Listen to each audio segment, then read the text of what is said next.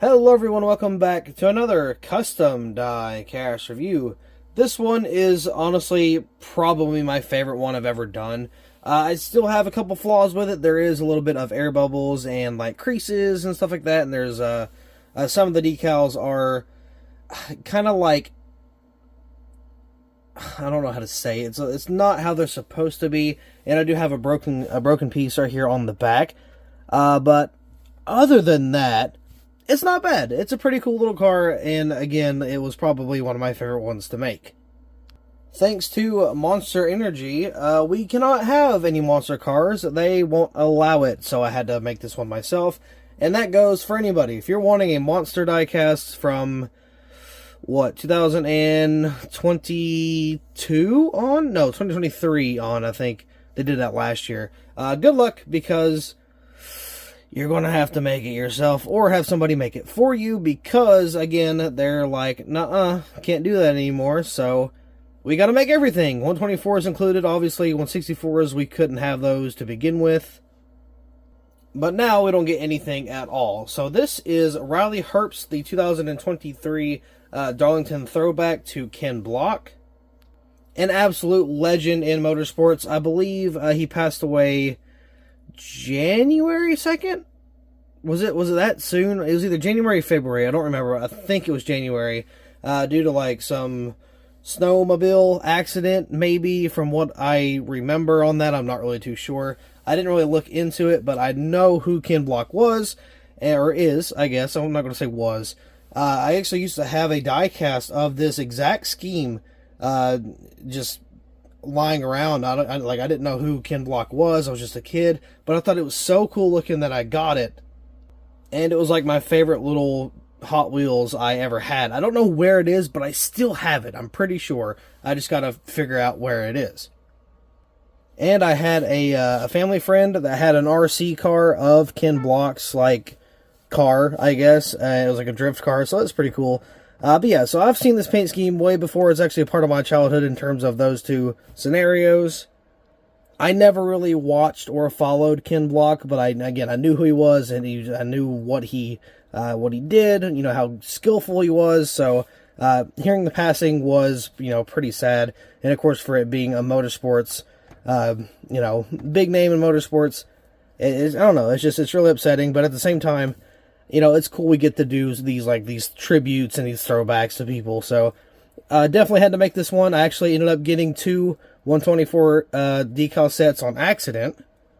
So this one here, again, isn't the best. It is missing some parts. It's got some wrinkles and it's got some damage. So I may keep this one for myself. I'm not too sure. But I will be making another one, so don't you worry.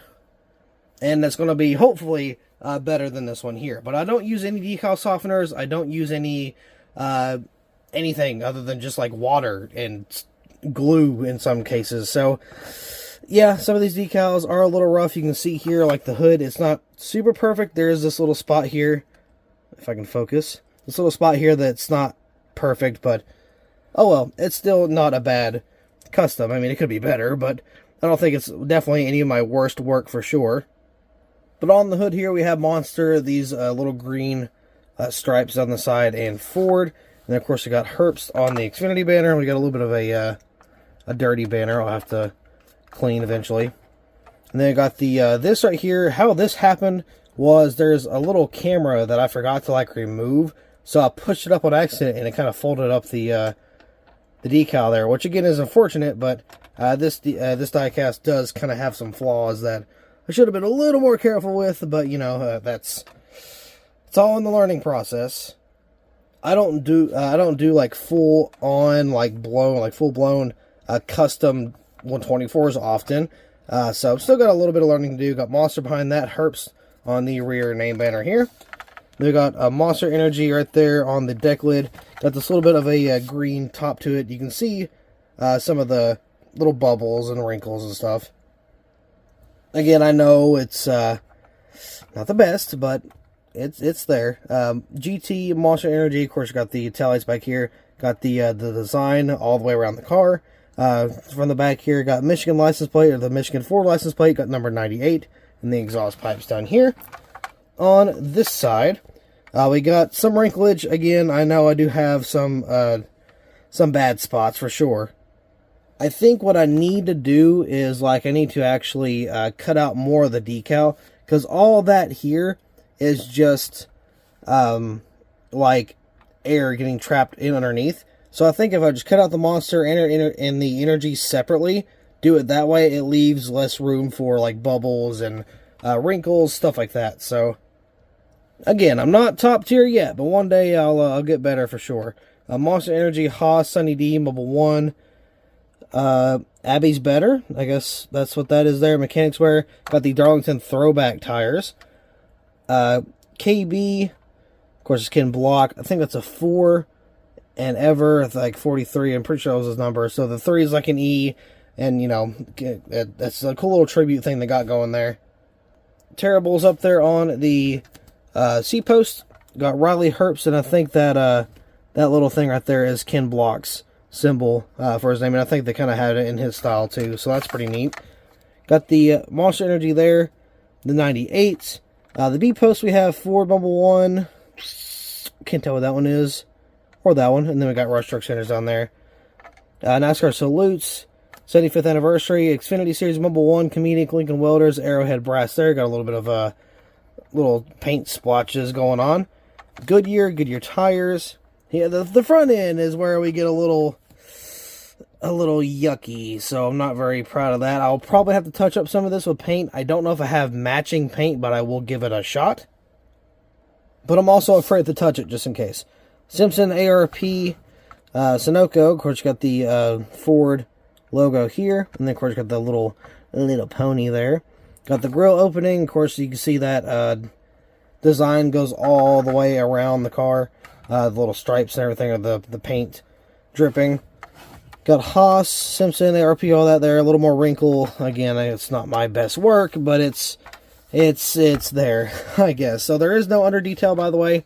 It's just your plain old under detail. I didn't do any painting or anything.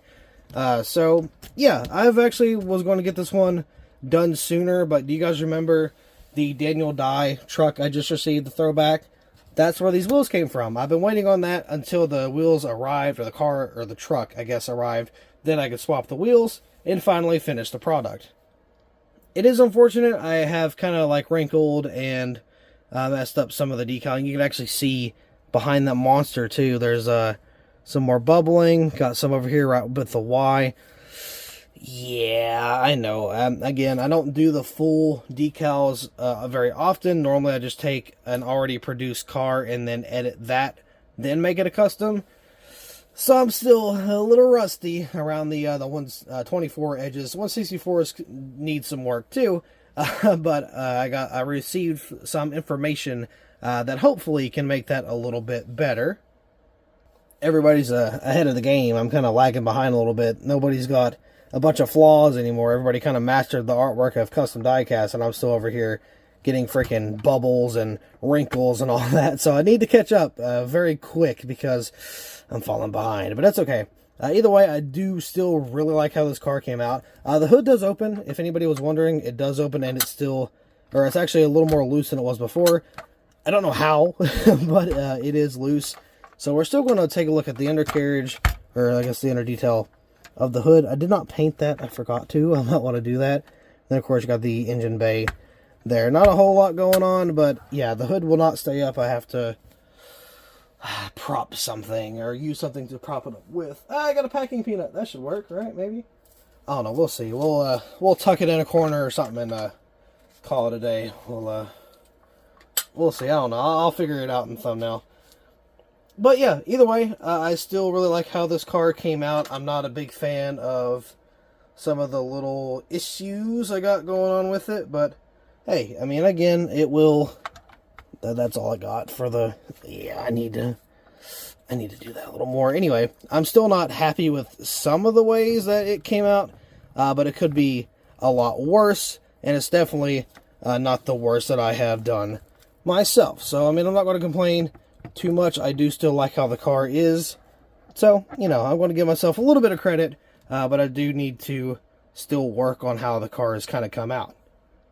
making a little bit too many rookie mistakes in my opinion. So with that being said, I do believe that will be all for this custom diecast review. Thank you all so much for watching. I really hope you all enjoyed, and I will see you in the next video.